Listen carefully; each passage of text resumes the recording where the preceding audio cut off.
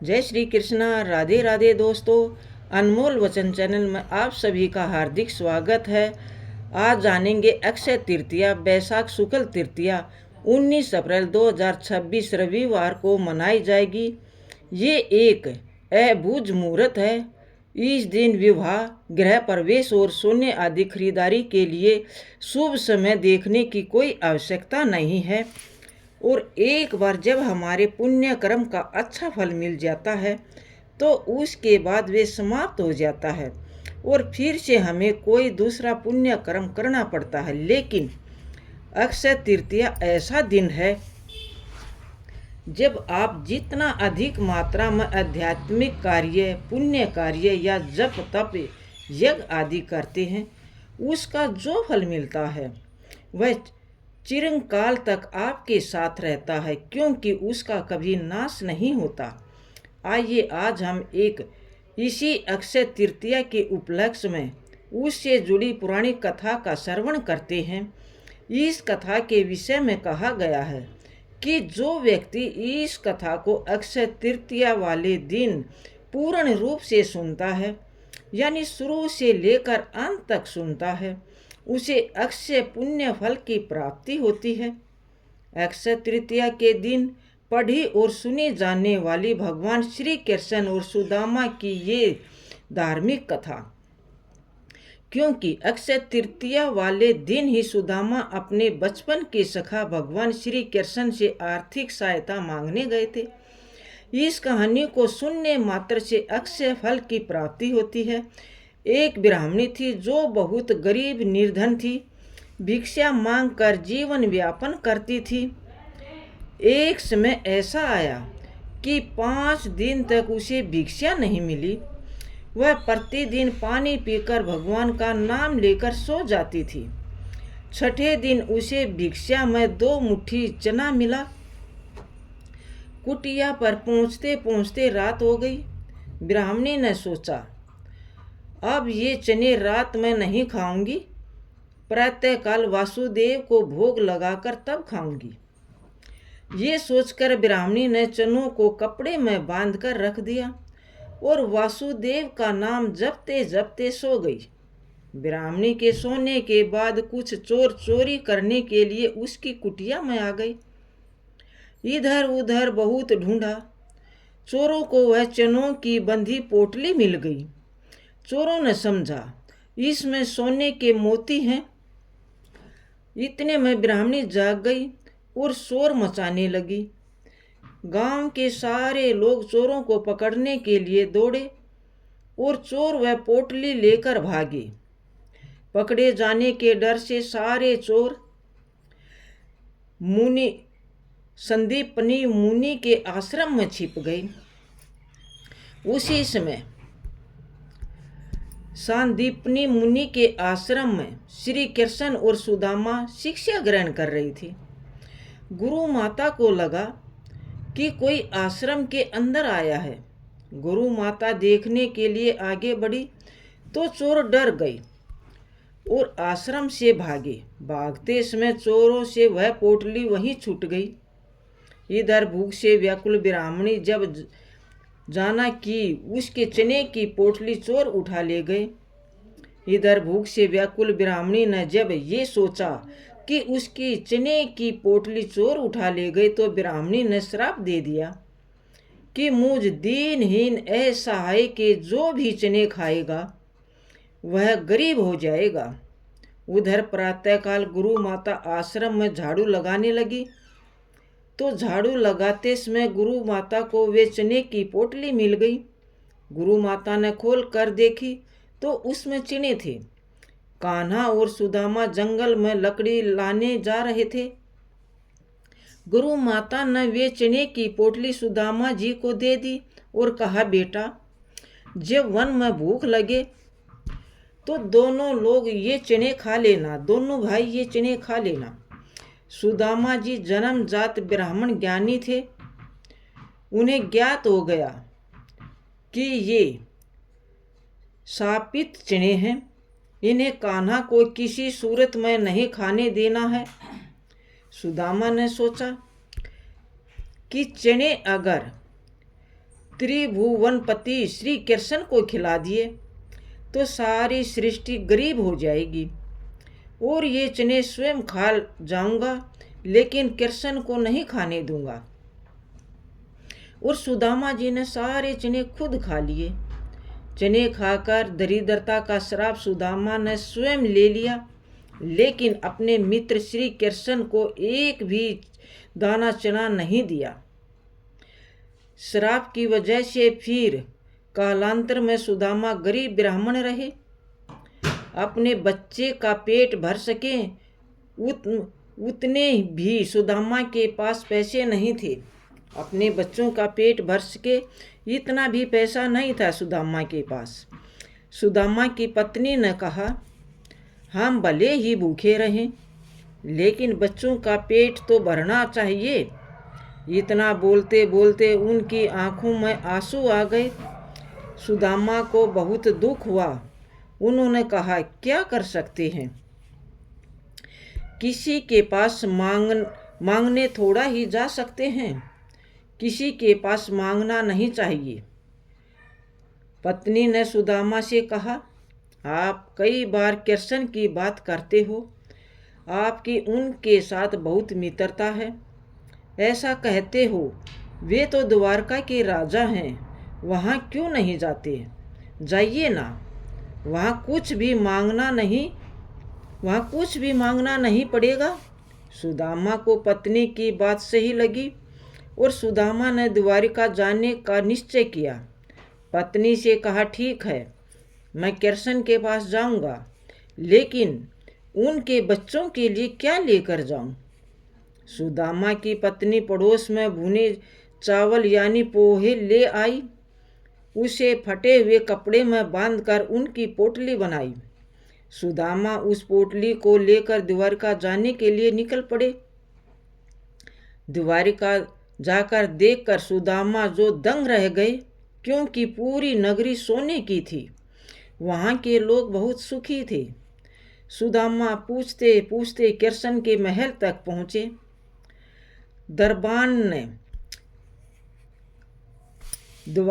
दरबान ने साधु जैसे लगने वाले सुदामा से पूछा, ओ भाई, तुम कौन हो? तुम्हारा यहाँ पर क्या काम है? सुदामा ने जवाब दिया, मुझे कृष्ण से मिलना है, वह मेरा मित्र है। अंदर जाकर कहिए कि सुदामा आपसे मिलने आया है। पहरेदार को सुदामा के वस्त्र देखकर हंसी आ गई। उसने जाकर कृष्ण को बताया। सुदामा का नाम सुनते ही कृष्ण खड़े हो गए और सुदामा से मिलने दौड़े। सभी आश्चर्य से देख रहे थे कि कहाँ राजा और कहाँ ये साधु। कृष्ण सुदामा को महल में ले गए। सादीपनी ऋषि के गुरुकुल के दोनों की यादें ताजी थी। गुरुकुल के दिनों की यादें ताज़ा हो गई। सुदामा कृष्ण की समृद्धि देखकर शर्मा गई। सुदामा पोहे की पोटली छुपाने लगे, लेकिन कृष्ण ने छीन ली, कृष्ण ने खींच ली। भगवान श्री कृष्ण ने उनमें से पोहे निकाले और खाते हुए बोले, ऐसा अमृत जैसा स्वाद मुझे और किसी में नहीं मिला। बाद में दोनों खाना खाने बैठे। सोने की थाली में अच्छा भोजन परोसा गया। सुदामा का दिल भर आया। उन्हें याद आया कि घर पर बच्चों को पूरा पेट भरकर खाना भी नहीं मिलता। सुदामा यहाँ 2 दिन रहे। वे भगवान श्री कृष्ण के पास कुछ मांग नहीं सके, श्री कृष्ण से कुछ नहीं मांग सके। तीसरे दिन वापिस घर जाने के लिए निकले। भगवान श्री कृष्ण सुदामा के गले लगे और थोड़ी दूर तक छोड़ने गए। घर जाते हुए सुदामा को विचार आया कि घर पर पत्नी पूछेगी कि क्या लाई, तो मैं क्या जवाब दूंगा। मन ही मन सोचते विचारते सुदामा घर पहुँचे। वहाँ उन्हें अपनी झोपड़ी नजर नहीं आई। इतने में एक सुंदर घर में से उनकी पत्नी बाहर आई। उसने सुंदर कपड़े पहने थे। पत्नी ने सुदामा से कहा, देखा कृष्ण का प्रताप, हमारी गरीबी चली गई। कृष्ण ने हमारे सारे दुख दूर कर दिए। सुदामा को कृष्ण का प्रेम याद आया। उनकी आंखों में खुशी के आंसू आ गए। वह दिन अक्षय तृतीया का ही था। तब से प्रीति अक्षय तृतीया पर श्री कृष्ण सुदामा की ये कथा सुनाई जाती है। कृष्ण और सुदामा का प्रेम यानी सच्चा मित्र प्रेम। सच्चे प्रेम में ऊंचा या नीच नहीं देखी जाती। सच्चे प्रेम में ऊंच या नीच नहीं देखी जाती और न ही अमीरी गरीबी देखी जाती। इसलिए आज इतने युगों के बाद भी दुनिया भगवान श्री कृष्ण और सुदामा की दोस्ती को सच्चे मित्र प्रेम के प्रतीक के रूप में याद करती है। एक बार प्रेम से बोलिए, जय श्री कृष्णा, राधे राधे। अब आइए श्रवण करते हैं अक्षय तृतीया के दिन सुनी जाने वाली भगवान परशुराम की कथा, जिससे सुनने मात्र से अक्षय फल की प्राप्ति होती है। हिंदू पंचांग के अनुसार हर साल वैशाख माह के शुक्ल पक्ष की तृतीया तिथि को अक्षय तृतीया के साथ परशुराम जयंती मनाई जाती है। बता दे, भगवान परशुराम विष्णु के छठे अवतार हैं। इनका जन्म प्रदोष काल में हुआ था। भगवान परशुराम का नाम उनके माता पिता ने रामभद्र रखा था। वही उनके जन्म का नाम महर्षि कव्य ने कोटिकरण रखा था। महाभारत और विष्णु पुराण के अनुसार परशुराम का मूल नाम राम था, किंतु जब भगवान शिव द्वारा उन्हें परशु नामक अस्त्र प्रदान किया गया तो उनका नाम परशुराम हो गया। परशुराम मूलतः ब्राह्मण थे, परंतु चारु के प्रभाव के कारण वह अक्षेत्र योजित व्यवहार करते थे। 15 वर्ष की आयु में ही उन्हें अपने दादा ऋचिक और पिता जमदग्नि के वेद और धनुर्वेद की शिक्षा प्राप्त कर ली थी। संजीवनी विद्या जो भार्गव वंश में वर्षानुगत दी जाती थी की भी विधिवत शिक्षा उन्होंने अपने दादा ऋचिक एवं पिता जमदग्नि से प्राप्त की। परशु चलाने की शिक्षा भगवान शंकर के सानिध्य में उन्होंने गणेश जी से प्राप्त की। कैलाश पर्वत पर स्थित भगवान शंकर के आश्रम में विद्या प्राप्त कर परशुराम ने वशिष्ठ दिव्य शस्त्र परशु प्राप्त किया था। ये परशु भगवान शंकर के उसी महातेज से निर्मित हुआ जिससे भगवान विष्णु का सुदर्शन चक्र और देवराज इंद्र का वज्र बना था। परशुराम रुरु नामक मृग का चर्म धारण करते थे और कंधे पर धनुष बाण एवं हाथ में परशु लेकर चलते थे। परशुराम शास्त्र विद्या के महान गुरु थे। उन्होंने भीम, द्रोण व कर्ण को शास्त्र विद्या प्रदान की थी। श्रीमद् भगवत गीता के अनुसार एक बार परशुराम की माता रेणुका दैनिक नियम अनुसार संध्या वंदना और यज्ञ के लिए गंगा जल लेने गंगा के तट पर गई। सायंकाल जब संध्या वंदन और यज्ञ उत्तमा सूर्य संहिता सूर्य के रहते ही उत्तम मानी जाती है। जिस समय रेणुका नदी तट पर जल लेने गई उसी समय गंधर्व मृतिकावत के पुत्र राजा चित्ररथ गंधर्व राज का जलयान वहां रुका। तीर्थरथ अपनी अप्सराओं के साथ वहां जल क्रीड़ा करने लगे। रेणुका ने सोचा कि ये लोग स्नान करके चले जाएं तो पूजा और संध्या के लिए स्वच्छ जल लेकर आश्रम को जाऊं। इक्ष्वाकु स्त्रिया वंशी होने के कारण रेणुका के विचारों में स्वच्छता थी। उन्हें वर्गों के द्वारा निर्मित नीति पथ का ज्ञान नहीं था। इसी अज्ञानता के कारण उससे नीति पथ का उल्लंघन हो गया। चित्ररथ को जल क्रीड़ा करते देख वह मानसिक विकार से अपनी शुद्ध बुद्ध खो बैठी। उनके मन में विचार आने लगा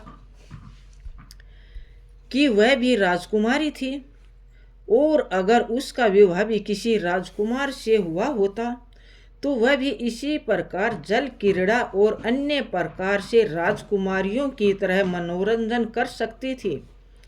चित्ररथ को स्त्रियों के साथ जल क्रीड़ा करते देख रेणुका ने जमदग्नि का चिंतन आरंभ किया। देवी के मन में विचार आया कि मुनिवर शिव स्वरूप जमदग्नि के समागम में ये जल क्रीड़ा की जा सके तो ये तीर्थ सार्थक हो जाएगा।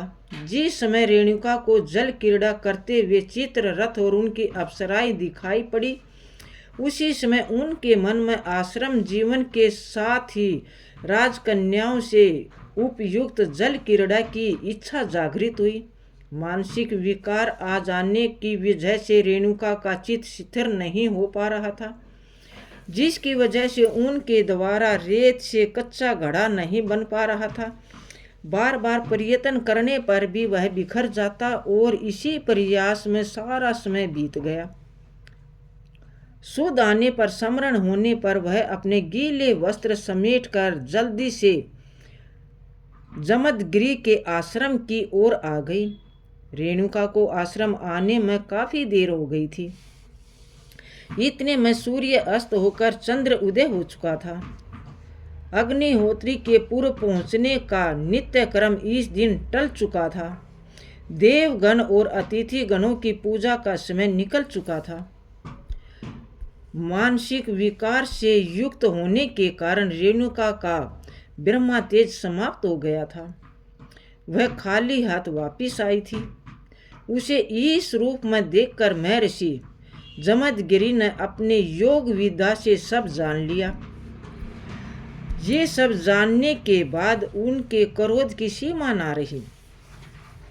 उन्होंने रेणुका से कहा, तुम्हारा चित्त पर पुरुष में लग गया है। अब तुम मेरी अर्धांगिनी होने का अधिकार खो बैठी हो। उन्होंने कहा, ब्राह्मण का शरीर सुजद्र संसारिक काम के लिए नहीं है, कठोर तप के लिए है और साधना के लिए है। दीपक की भांति जलते रहकर सबको प्रकाश देने के लिए है। तब रेणुका ने कहा, मेरे हृदय में केवल आपकी मूर्ति रहती है। मेरे मन में आपके अलावा किसी अन्य का विचार नहीं आता है। नारायण स्वयं मेरे पुत्र हैं। मैं अन्य के प्रति अपनी कामना कैसे रख सकती हूँ। इसके बाद रेणुका ने कहा, मेरे मन में जो था वह मैंने आपको कह दिया है। आप धर्म के अनुसार जो उचित है वह निर्णय आप करें। इस पर महर्षि जमदग्नि ने कहा, घृणित कार्य करती हो और धर्म की बातें करती हो। तुम निश्चय ही वध के योग्य हो। महर्षि जमदग्नि ने रेणुका के व्यवहार के कारण अपने पुत्रों से उसका वध कराने को कहा, परंतु चारों अग्रज पुत्रों ने ऐसा करने से मना कर दिया। इसके बाद उन्होंने अपने पुत्र परशुराम को अपनी माता रेणुका का वध करने को कहा। जमदग्नि ने परशुराम से कहा, तुम्हारी माता ने मदन रूप में चित्ररथ गंधर्व को गंगा तट पर देखा है। तेरी माता का चित्त दुराचारी हो गया है।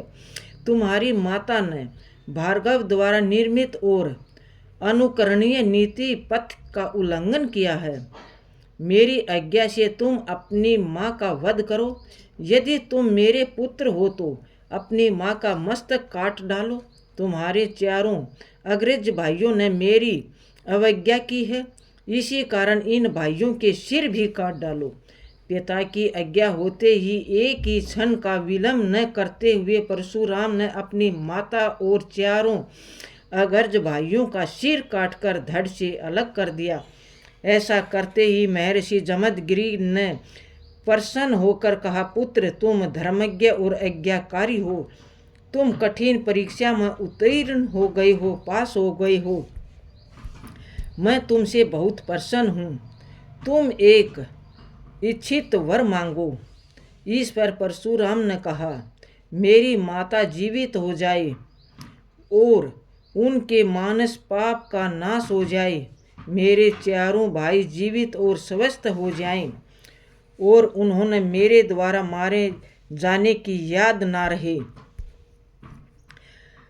युद्ध में मेरा सामना करने वाला कोई ना हो और मैं लंबी आयु को प्राप्त करूं। महर्षि जमदगिरि ने उन्हें आशीर्वाद देते हुए कहा, ऐसा ही होगा। जमदगिरि ने परशुराम को स्वच्छ मरण का आशीर्वाद भी दिया। महर्षि जमदगिरि ने कहा कि भृगु शुक्राचार्य जी द्वारा सिखलाई गई संजीवनी विद्या में से तुम्हें जीवित करता हूँ। और उसके बाद उन्होंने ललिता पत्तों का लेप लगाकर उनके धड़ को सिर से जोड़ दिया, जिससे वह सभी फिर से जीवित हो गए। ऐसा माना जाता है कि भगवान परशुराम ने 21 बार अक्षत्रियों को पृथ्वी से नष्ट किया था। धर्म ग्रंथों में वर्णित है कि नर्मदा नदी के किनारे महेशमती नामक स्थान पर हैदय वंश का साम्राज्य था। इसी वंश के एक राजा कीर्तिवीर्य थे। भर्गव वंशी ब्राह्मण इनके राजपुरोहित थे। परशुराम के पिता महर्षि जमदगिरि को भर्गव प्रमुख थे। उनका कीर्तिवीर्य के साथ मधुर संबंध था। कीर्तिवीर्य के पुत्र का नाम अर्जुन था। इसी कारण अर्जुन को कीर्तिवीर्य अर्जुन भी कहा गया। कीर्तिवीर्य अर्जुन ने अपनी आराधना से भगवान दैत्रेय को प्रसन्न किया। भगवान दत्तात्रेय को ब्रह्मा, विष्णु और महेश तीनों देवों का अवतार माना जाता है।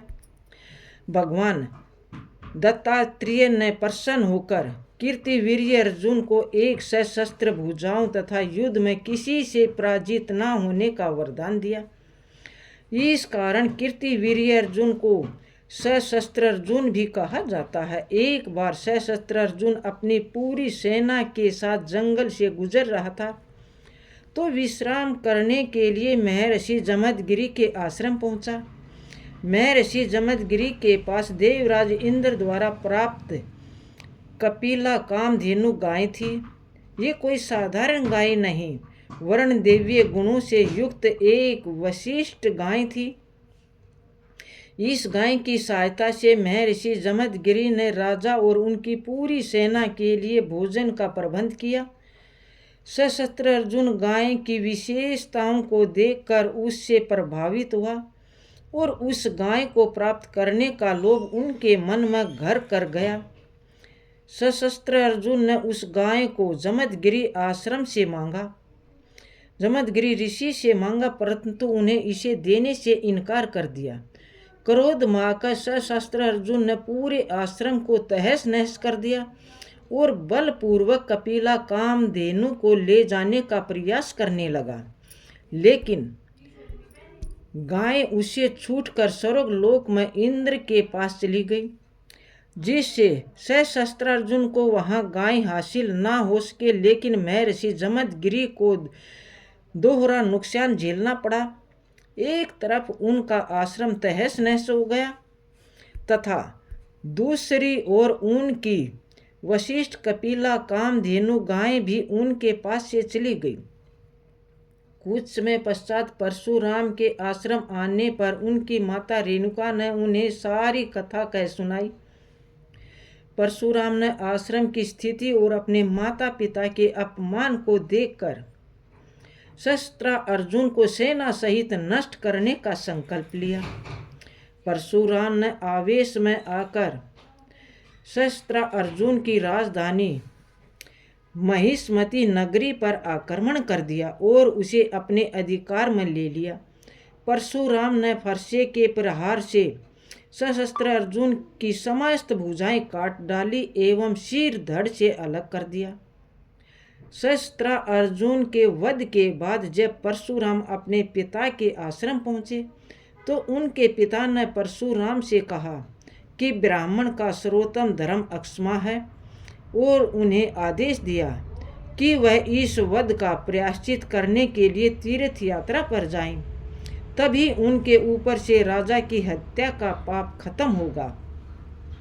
तीर्थ यात्रा पर जाने की खबर सशस्त्र अर्जुन के पुत्रों को मिल गई। इसके पश्चात सहस्त्रार्जुन के पुत्रों ने प्रतिशोध में आकर परशुराम की अनुपस्थिति में उनके पिता जमदगिरि को मार डाला। परशुराम की माता रेणुका पति की हत्या से विचलित होकर अग्नि में प्रवेश होकर सती हो गई। इसके बाद परशुराम ने प्रतिज्ञा कर ली कि मैं हयदेव वंश के सभी अक्षत्रियों का नाश करके ही दम लूंगा। इसके बाद परशुराम ने 21 बार पृथ्वी को अक्षत्रियों से मुक्त किया। वह अक्षत्रियों को ढूंढ ढूंढ कर इकट्ठा करते और कुरुक्षेत्र में ले जाकर उनका वध करते। इस प्रकार भगवान परशुराम ने अक्षत्रियों के रक्त से 5 सरोवर भर दिए। ये स्थान समपंचक के नाम से प्रसिद्ध हैं। इन सरोवरों के रक्त जल से भगवान परशुराम ने अपने पितरों का तर्पण किया था। महर्षि ऋचक ने प्रकट होकर परशुराम को ऐसा कृतज्ञ करने से रोका। इसके पश्चात उन्होंने अश्वमेघ यज्ञ महायज्ञ किया और महायज्ञ में प्राप्त पृथ्वी महर्षि कश्यप को दान कर दी। उन्होंने देवराज इंद्र से अक्षमा अपने शस्त्र का त्याग कर दिया और महेंद्र पर्वत पर आश्रम बनाकर रहने लगे। अब आइए सुनते हैं अक्षय तृतीया की पावन कथा, जिससे सुनने मात्र से सभी मनोकामनाएं पूर्ण होती हैं।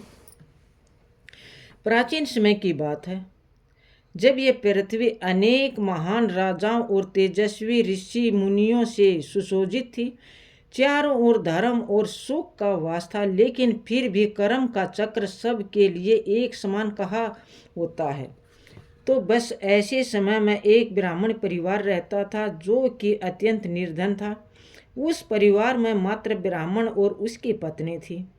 ना तो उनके पास कोई धन संपत्ति थी और ना कोई संतान थी, लेकिन उस ब्राह्मण के जीवन में जो एक सुख था वो था उसकी पत्नी। उस ब्राह्मण की पत्नी अत्यंत विनम्र, पतिव्रता, चरित्रवान और सुंदर थी। ब्राह्मण भिक्षा मांगकर जो भी लाते उसी में वह संतुष्ट रहती और अपने पति की सेवा करती। अनेक प्रयासों के बाद भी ब्राह्मण अपने जीवन निर्वाह हेतु पर्याप्त धन इकट्ठा नहीं कर पा रहा था। इस अवस्था में भी वे दोनों पति पत्नी परम भगवान के प्रति समर्पित थे। आखिर एक दिन ब्राह्मण की पत्नी ने कहा, हे स्वामी, आप इतना प्रयास करते हैं लेकिन फिर भी हमें अपने जीवन व्यापन हेतु पर्याप्त धन इकट्ठा नहीं कर पा रहे हैं। हमारे भाग्य में संतान सुख भी नहीं है। निश्चित ही हमसे कोई ना कोई अपराध हुआ होगा जिसका फल हम जन्मों से भुगत रहे हैं। हे स्वामी, मैंने सुना है कि इसमें महान ऋषि वशिष्ठ हमारे नगर में पधारे हैं। कृपया आप उनके पास जाएं और हमारी इस अवस्था का कारण और समाधान पूछिए। वे अवश्य हमारी सहायता करेंगे। अपनी पत्नी की बात सुनकर ब्राह्मण को भी ये सुझाव अच्छा लगा। वे उसी समय महान ऋषि वशिष्ठ के पास गए। वहां जाकर उन्होंने प्रणाम किया और हाथ जोड़कर ऋषि से प्रार्थना करते हुए कहने लगे, हे ऋषिवर, आप तो त्रिकालिंग हैं, त्रिलोकी हैं। आप प्रत्येक जीव के भूत, भविष्य और वर्तमान से परिचित हैं, सब जानते हैं। हे प्रभु, कृपा आप मेरी इस अवस्था का कारण बताइए। किस वजह से मैं इस निर्धन और संतानहीन अवस्था को प्राप्त कर चुका हूँ और किस उपाय द्वारा हमसे मुक्त हो सकते हैं। किस उपाय द्वारा हम इससे मुक्त हो सकते हैं, कृपा हमारा मार्गदर्शन कर ऋषिवर। ब्राह्मण की बात सुनकर ऋषि वशिष्ठ ने कहा, हे पुत्र, पिछले जन्म में तुम अत्यंत धनी थे और तुम्हारे अनेकों पुत्र भी थे, लेकिन उस समय तुम अत्यंत कृपण थे, यहाँ तक कि तुम अपनी संतानों के लिए भी धन खर्च नहीं किया करते थे। अपने धन और संपत्ति के प्रति आसक्ति और अपनी संतान के प्रति लापरवाही के कारण तुम्हें इस जन्म में निर्धनता और संतानहीनता होने का श्राप मिला है। उस समय किसी कारणवश तुमने बैसाख माह के अंतिम 5 दिनों में व्रत का पालन किया था, इसलिए इस जन्म में तुम्हें ब्राह्मण का शरीर और अच्छी पत्नी प्राप्त हुई है। अगर तुम इस जन्म में बैसाख मास के कम से कम 7 दिनों तक भगवान श्री कृष्ण की भक्ति द्वारा पालन करोगे तो इस अभिशाप से अवश्य मुक्त हो सकते हो। और बैसाख मास में शुक्ल पक्ष में आने वाली अक्षय तृतीया के दिन परम भगवान श्री कृष्ण की पूजा अर्चना करो। ब्राह्मण ने वशिष्ठ मुनि की सभी बातों का पालन किया और उसके फल स्वरूप तो ब्राह्मण अपनी निर्धन और निसंतानहीन अवस्था से मुक्त हुआ। इस कथा का महत्व सुनते हुए कहा गया है कि जब हम इस प्रकार की पौराणिक कथाओं का श्रवण और पाठन पढ़ते हैं तो हम अपने आप ही परम भगवान गुरु और वैष्णव की सेवा का संकल्प होते हैं, संग्रह कर लेते हैं। इसलिए अक्षय तृतीया के दिन इस कथा का श्रवण अवश्य करना चाहिए। सिंहचल में भगवान नरसिंह देव के एक विग्रह है जिन्हें संपूर्ण वर्ष के दौरान चंदन लगाकर रखा जाता है, लेकिन अक्षय तृतीया का यह वही एकमात्र दिन है जब उनके शरीर से चंदन उतार लिया जाता है। यानी सिंहचल के भगवान नरसिंह देव के वास्तविक विग्रह के दर्शन आपको सिर्फ अक्षय तृतीया के दिन ही हो सकते हैं। जगन्नाथपुरी धाम में हमारे प्रिय जगन्नाथ बलदेव और सुभद्रा जी के रथ यात्रा की तैयारी और रथ बनाने की शुरुआत भी अक्षय तृतीया के दिन ही होती है। वृंदावन में बांके बिहारी मंदिर में भगवान श्री कृष्ण के चरणों के दर्शन भी वर्ष में सिर्फ एक बार अक्षय तृतीया के दिन होते हैं। इसी दिन से गंगोत्री, यमुनोत्री और बद्रीनाथ के द्वार भी खुल जाते हैं और 4 धाम यात्रा आरंभ होती है। आदि शंकराचार्य ने कनकधारा स्रोत की रचना भी अक्षय तृतीया के दिन ही थी। दोस्तों, आपको ये अक्षय तृतीया की कथा कैसी लगी? अगर अच्छी लगी हो तो लाइक करना, दोस्तों के साथ शेयर करना, चैनल पर नए हो तो चैनल को सब्सक्राइब करना और कमेंट बॉक्स में जय श्री कृष्णा राधे राधे अवश्य लिखना। फिर मिलते हैं एक और ज्ञानवर्धक वीडियो के साथ। धन्यवाद दोस्तों।